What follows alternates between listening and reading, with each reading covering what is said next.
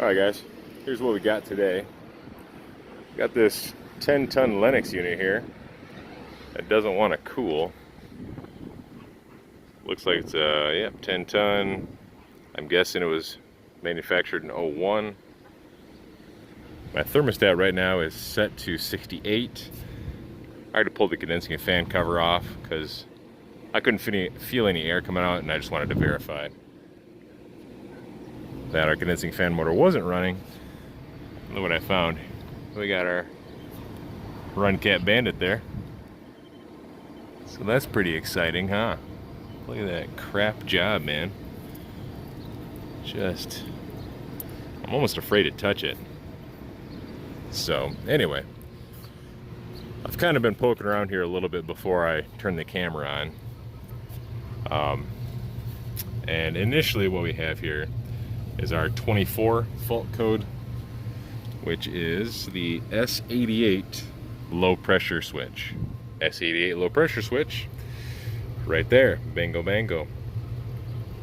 In other news, right here, somebody has disconnected this low pressure switch on this side and just apparently put a wire knot on there. So yeah, I'm gonna throw gauges on both sides. Now, right now, all three of my contactors are pulled in. Compressors are very, I would say, pretty hot to the touch. I can touch them, but it's not comfortable. Before I turned the camera on, I did have this off for a quick minute, and I ohmed out both compressors, and all three legs are open to each other, so both compressors are off on thermal overload right now. If I had to guess, this one's probably just maybe seized up, maybe it's got a mechanical failure from having a leak and possibly running without refrigerant in it. I'm not sure. I'm just throwing out ideas. This one over here, probably the same thing. Low pressure switch has been bypassed, so who knows, it could be running without any refrigerant. And again, just mechanically seized up. I don't know. We'll have to get some gauges on there and see if there's anything left inside there, and then do a quick leak check. So yeah, all three contactors are pulled in. None of my condensing fan motors are running right now. So let's check this out real quick. B4, let's see, where is it? Right there. So B4 and B5, these are our outdoor fan motors. And one of them is controlled by the K68 relay, the other is controlled by the K10 relay. So if we come up over here, the K68 relay just looks like it's a straight shot from the board, nothing in the way. Our K10 relay though is controlled through a couple of low pressure switches right here. S84, S11, low pressure, low ambient kit, which are, let me show you where those are. Right back here, and this is our S84 up top, and that's our S11 right there.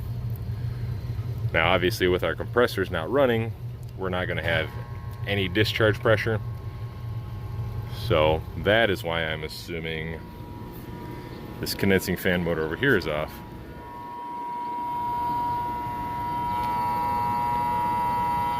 I don't know if you can hear that. Oh yeah. Also, do not ever stick your hand in a powered up condensing fan motor, okay? Unless you're a trained professional. So now this condensing fan motor, this side is hooked up to our low ambient kit. 84, 1, I should realize that because the 2 would have been upside down if I was reading at 78. 84, okay, so, yeah. Let's just walk back and forth here a few more times, huh? Yeah, so right there, S84, 1, 2, 3, that's our low pressure switch. That's why that condensing fan motor is off. The other one is just seized up, so we're gonna need to replace that one. And we're back. As you can tell, got my gauges hooked up here, and we're flat. So this is a R22 system, so I'm gonna drop in a little bit of this highly illegal R22, and then we're gonna back it up with some nitrogen, make sure we got lots of pressure, and then we'll sniff out these leaks on this circuit first, and then we'll move over to this circuit. soon as I put refrigerant into this system, it started spewing out from somewhere. I can hear it, just can't seem to see it. Or oh yeah, it's back here. There it is.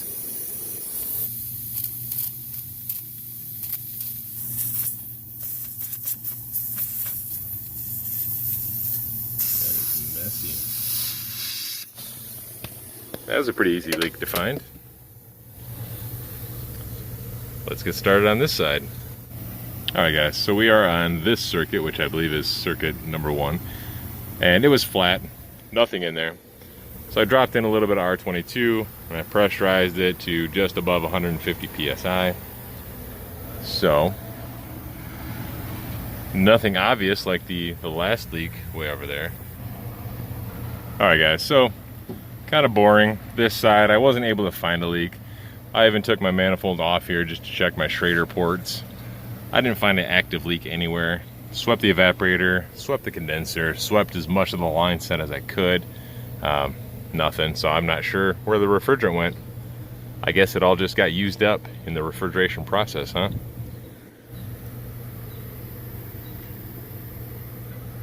You know, just to be extra thorough, I'm gonna pull these wires off here just to be extra thorough. Keep in mind, these wires just go straight up to the bottom side of that contactor, and there's nothing else on that contactor, so I'm 900% sure that I'm reading it correctly. So I'll just pull these off just to be sure. All right, let's hit this disconnect.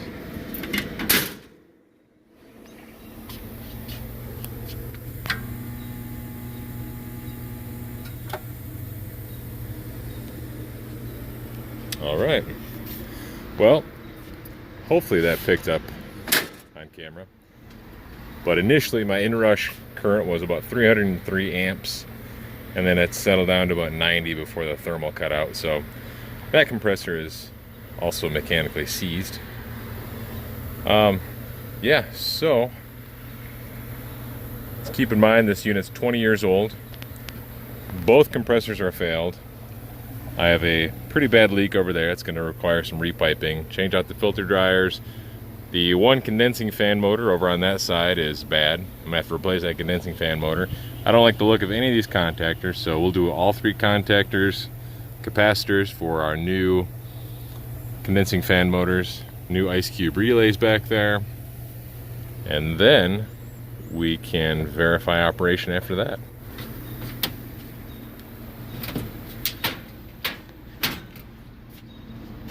That blower motor looks like it's probably original. Belt looks decent, kind of floppy. Pulley's not lined up properly.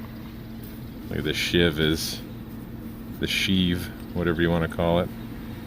Looks decent, but our keyway is popped out.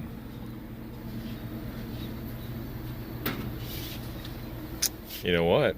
I almost forgot too. We'll have to check that heat exchanger, because if they have a cracked heat exchanger, I mean, there's no way I would even touch this thing.